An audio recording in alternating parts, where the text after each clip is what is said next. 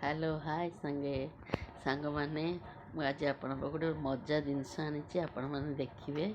ମୋ ପାଇଁ ପାନ ଆଣିଥିଲେ, ଦୁଇଟା ପାନ ଆଣିଥିଲେ। ମୁଁ ପାନ ଖାଇକି ତ ଆପଣ ଦେଖୁଥିବେ ମୋ ଦାନ୍ତ କେମିତି ହେଇଯାଇଛି।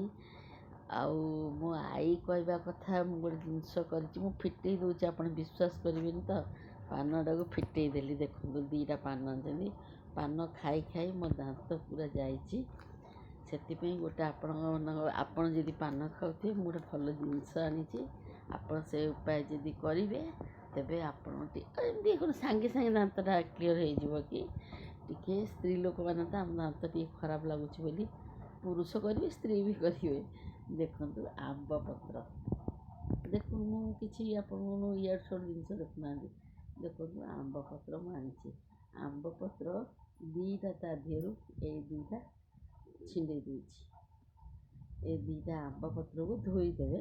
ଧୋଇକି ପାନ ଭଳିଆ ଦେଖନ୍ତୁ ପାନ ଭଳିଆ କ'ଣ କରିବେ, ଏମିତି କରିବେ ତାକୁ ବୁଡ଼ି ଦେଖନ୍ତୁ। ମୁଁ ଅଳ୍ପ ଖୋଲି ଦେଉଛି, ଆପଣ ବିଶ୍ୱାସ କରିବେନି।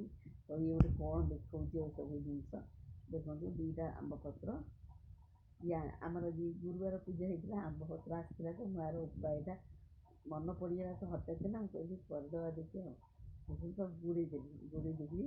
ମୁଁ ଆପଣଙ୍କ ସାମ୍ନାରେ ଖାଉଛି। ଆପଣ ଭାବିବେ ଇଏ ଆମକୁ କହୁଛି, ଇଏ ନିଜେ ଖାଉନି। ଦେଖବେ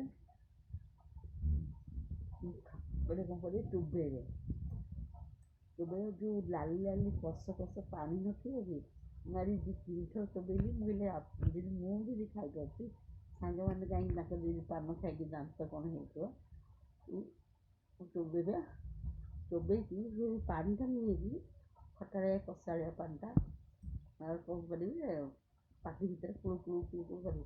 କେଉଁଠି ଚୂନ ଲାଗିଥିବ, କେଉଁଠି କ'ଣ ଲାଗିଥିବ, ସେ ଛାଡ଼ିଯିବ। ତାପରେ ଆଜି ଧରିବେ, ଏଇଟାକୁ କରିବେ। ତାପରେ ଏକଳକୁ ଚୋବେଇବେ। ଦେଖନ୍ତୁ ମୁଁ ଜୁମ୍ କରି ଦେଖୁଛି, ମୋ ଦାନ୍ତ ପୁରା କେତେ ଜୋର ହେଇଥିଲା, ମାନେ ଲାଲ ହେଇକିରି। ମୁଁ ଖାଇ ଚୋବେଇ ମୋର ଏବେ କମିଲା। ଆପଣଙ୍କୁ ଭିଡ଼ିଓଟା କେମିତି ଲାଗିଲା କମେଣ୍ଟ ମାଧ୍ୟମରେ ଜଣାଇବେ। ଆପଣଙ୍କୁ ଭଲ ଲାଗିଲେ ଖାଆନ୍ତୁ, ନହେଲେ ଏମିତି ମୁଁ ବାଧ୍ୟ କଲି।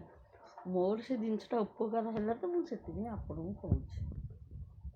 ଚୋବେଇବେ, ଛେପି ପାପାଡ଼ରେ ଯଦି ଆପଣ ବ୍ରସ୍ କରିବେ, ଟିକେ ଭଲ ଲାଗେ ପାଟିଟା। ଯାହାର ବି ପାଟି ସ୍ମେଲ୍ ହେଉଛି ବି, ସେଇଟା ବି କମିଯାଉଛି। ଦେଖିବେ ତାପରେ ଭଲ ଲାଗିବ। ଆପଣ ଇଏ କରିବ। ରହିଲି, ବାଏ, ଜୟ ଜଗନ୍ନାଥ। ଆପଣଙ୍କୁ ଯଦି ମୋ ଭିଡ଼ିଓ ଭଲ ଲାଗିଥିବ, ସବସ୍କ୍ରାଇବ୍ କରିବେ, ବେଲ୍ ଘଣ୍ଟି ଦବାଇବେ।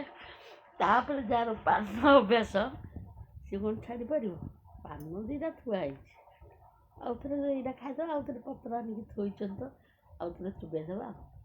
ଏମିତି କରି ଟିକେ କରି ଅଭ୍ୟାସଟା ଭାଙ୍ଗିବାଟା ଭଲ। ଆଜିକାଲି ପାନ ଗୁଡ଼ା ଭଲ। ମୋର ଅଭ୍ୟାସ ନଥିଲା, ଏବେ ମୋ ଝିଅ ଜନ୍ମଠୁ ଟିକେ ମୋର ଅଭ୍ୟାସ ହେଇଗଲା। ସାଙ୍ଗମାନେ ରହିଲି, ଖରାପ ଭାବିବେନି, କମେଣ୍ଟ ମାଧ୍ୟମରେ ଜଣାଇବେ ଆପଣଙ୍କ ଦାନ୍ତର କଷ କେମିତି ଗଲା, ମୋତେ କହିବେ। ରହିଲି, ବାଏ।